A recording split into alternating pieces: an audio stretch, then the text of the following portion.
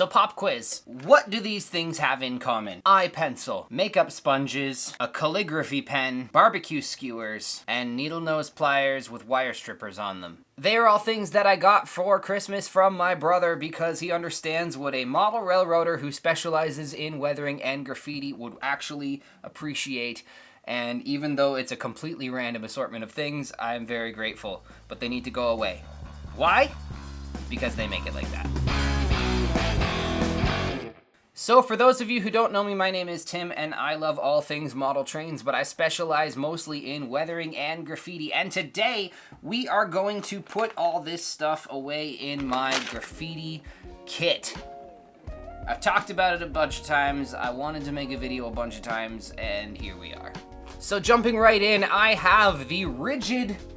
What's it even called? What is the name of the rigid version of the Pack-Out toolbox? So I have the Rigid Pro Gear 2.0 modular toolbox system. I like to call it the Pack-Out. It's similar to the Milwaukee Pack-Out, only not as good. And the reason that I use that one specifically is because of one design flaw in the Pack-Out, and it's not really a flaw. The bottom section of the Milwaukee Pack-Out, the handle doesn't go down far enough for it to fit in the trunk of my car. I have a small car, and it doesn't fit. Back in the day when I wanted a Pack-Out system, when I was working as a general contractor, I got the rigid system because it fit in the trunk of my car and I didn't have a pickup truck. I jammed all my tools in the trunk of my car and away I went. Fast forward now, I'm not a general contractor anymore and I had this toolbox lying around and it works perfectly for organizing my model train graffiti stuff. It's basically a big old pencil case. Let's dive right into it. Glamour shot, glamour shot. Looking at my cool little Pack-Out thing that's not really called a Pack-Out cause it's not a Pack-Out thing.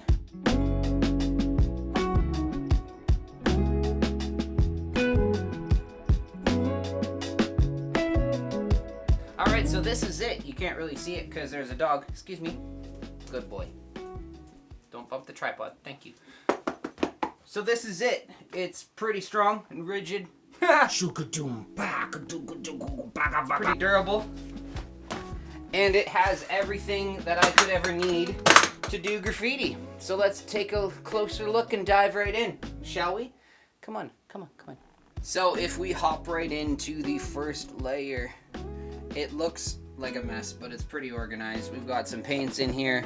We've got paint markers in this one. We've got regular markers, including our fine line, ultra fine Sharpies. We've got calligraphy ink and weathering powder down in here. They look a little chaotic, but they all fit, and that's the main thing. And then over here we have our dull coat. I've stopped using testers because it's harder to come by, but this is the dull coat that I've been using. It's a frosted finish. It's meant for glass, I think. I don't even know, but it was a can that I found and it works. And then, of course, we have the 1-800-graffitidryer.com that I have added to this kit, and I am really enjoying.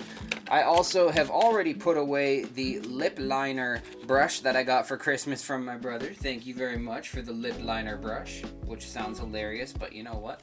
Ultra fine details, it matters. Tiny brushes are good. I've got myself some paint brushes, some couple markers overflowed into this side, and a pencil sharpener, because you always need a pencil sharpener, and some various things. So we're gonna add our calligraphy pen into here, because it belongs in there, and we're gonna add our eye pencil in there, because it belongs in there, and that's about it for that section. I'm gonna open the calligraphy pen, obviously, but now's not the time for that. Let's just pack it all in there. The other nice thing about these is they are removable. They pop right out. I can take one over to my bench and work on it there. And away we go. There are more of these compartments, but I moved them all because, I mean, obviously the paint fits nicely in there like that. The nice thing about this thing being modular is if I really want to, I can take the next section off just by unclamping it and taking it off and getting to the next section. We're just gonna pop that up there. Open this guy up. And what's nice too, that's got a nice handle on it. I can carry that around on it as a separate piece as well. but this is the next layer. It's got some rust stains in it because someone decided to leave it out in the rain. They will remain nameless. I've already got some makeup sponges, but I can definitely appreciate having more. Thank you very much. I've got my pan pastels in here.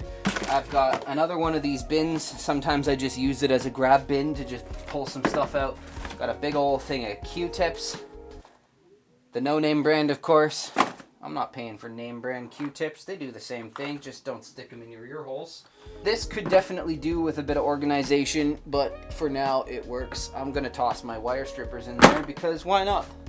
It's a good spot for them. Why don't I put my barbecue skewers in there too? Because that's a good spot for them for now. And then we're gonna move on. This pops off right now too. Look at that. There's even more to this thing.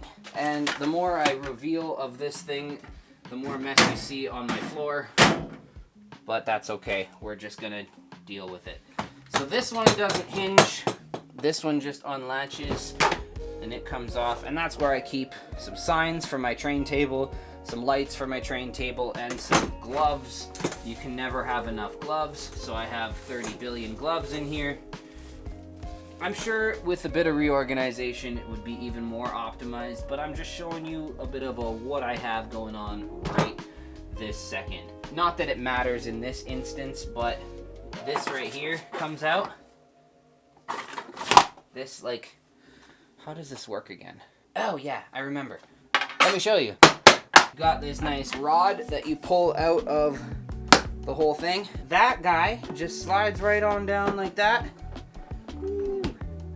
And then you can stick a padlock on the bottom, and they can't open this no matter how hard they try, and they can't take one off no matter how hard they try, because this guy is here. So unless you have bolt cutters or an angle grinder or something, I'm not trying to tell you how to steal my stuff, but it is doable. But at the very least, it's a deterrent, and that's pretty nifty. So it's handy because then I can just grab this whole entire thing. Everything is where it belongs. I grab the whole thing, I jam it in the trunk of my car, and I head to the train shows. And in the instance of the Whitby train show this past fall, when I just kind of spur of the moment decided I want to do some graffiti, I just took the top piece. That was my portable kit. That's all I really needed. I had my weathering, I had my spray paints. The only thing I really needed that I didn't have was gloves, which are all the way in the bottom. But, I mean, that's what soap's for, I guess, isn't it? Yeah, and then also, at the very least, it's a pretty sweet little stool, you know? It makes me feel like a kid when I can swing my feet like this. But anyway, that's it for me. If you want to see a little bit more some stuff and things about my workshop, check out this video. And until next time, remember, they make it like that.